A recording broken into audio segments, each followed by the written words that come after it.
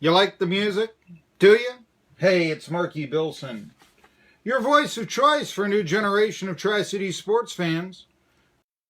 We own the Tri-Cities because you know why? I got the best guests and the hardest hitting opinions in the market. Yeah, you heard about Westbrook, Matt Pauley's sports update, and the Lady Vols losing their leading scorer from last week, from last year, or last week, I guess, as the case may be. But anyhow, today's show, we've got two pretty big guests. Of course, every Wednesday we talk to Alex Doherty of Matt Pauley gave you.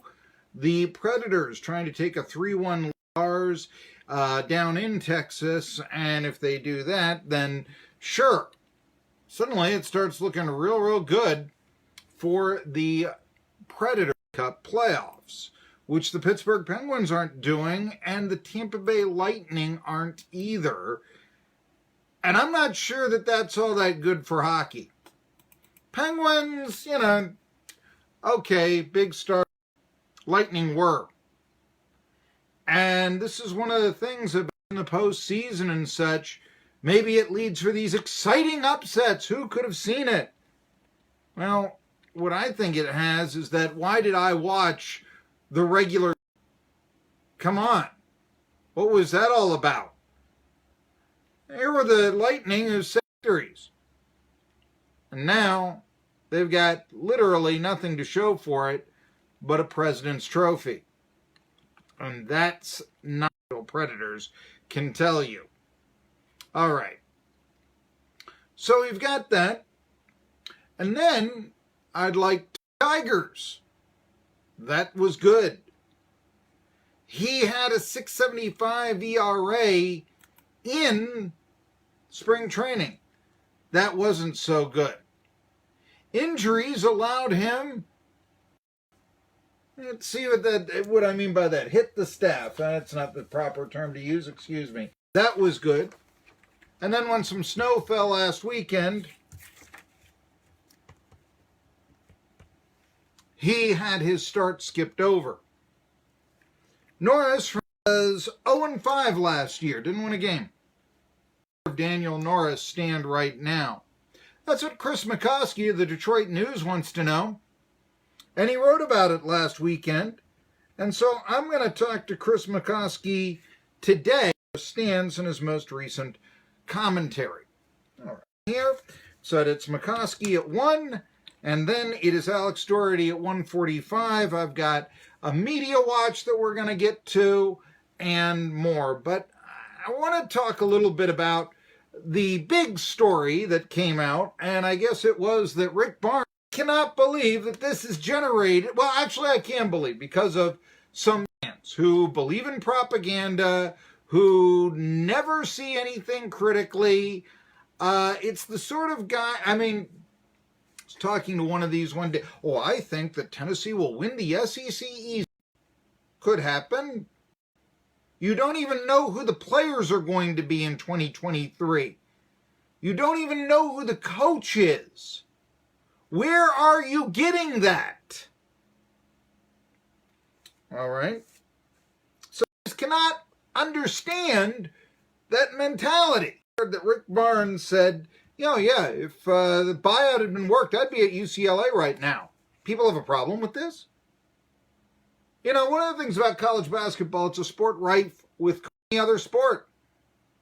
Rick Barnes is honest. Once went to a camp just because John Wooden spoke there. You got to give me let's face facts here, And then this is somehow controversial. Wait a minute here. UCLA, more national championships than any other program. Tennessee never made the Final Four. You tell me which is the better program. Now, yes, you would have longevity at Tennessee. We discussed a little bit to a 64-year-old man, would Dollywood seem a little bit more lifestyle than would Hollywood? That sort of thing. Had somebody once, and they had to be sarcastic, say that Kingston Pike was better than Rodeo Drive. Now, that's insanity. That's, here's a bologna sandwich. It's better than this 7-course meal over here. It's ridiculous. But, yes, thank you. We suddenly saw how Rick Barnes is 300 games over 500 in his career. He's honest. And that's basically how the Vols won this past year, right? Admiral Schofield, you got to lose some weight, man. I'm going to tell it to you like it is. Drop 40 pounds. You saw the results for himself. If UCLA had been willing to pay the buyout, Barnes would be their coach. This is a surprise, really? UCLA is up here. It's a great basketball program. Who would you put in there? Kentucky? UCLA? Who else? Really, who else would you put it? Kansas, maybe? Indiana? Start thinking about which conference puts out what team, this sort of thing. Villanova because of recent successes? You tell me. UCLA, North Carolina, and Duke, obviously. Think about this. Jamie Dixon. He's at TCU. That's his alma mater. He would have gone to UCLA if the Bruins had been willing to pay his buyout. Barnes has no such ties to Tennessee. He's not a native Tennessean. Barnes also inherits a team that, let's face it, is going to be a shadow of what they were this past year.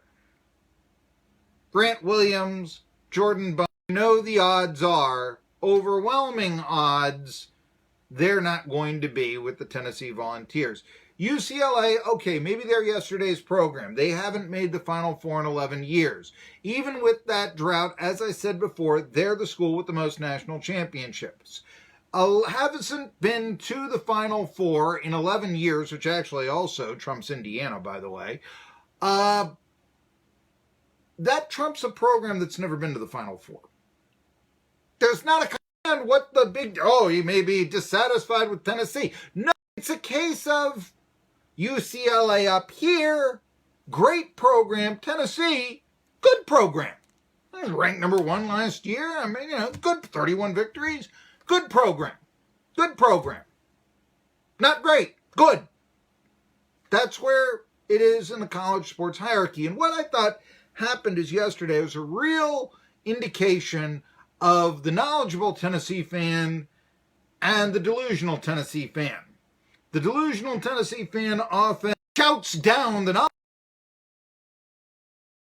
maybe. But here's the case, okay? Knowledgeable Tennessee fan knows his team. Passionate fans, lots of money. Got some stuff going for him. But if knowledgeable Tennessee fan thinks that the Vols will turn it around on the gridiron because of tradition, then how could he possibly deny that the UCLA basketball job is better than the Volunteers job, and that any coach would, how can you deny that any coach would leave if the circumstances would dictate it? Look, Mick Cronin, that's who UCLA hired. Got him from Cincinnati.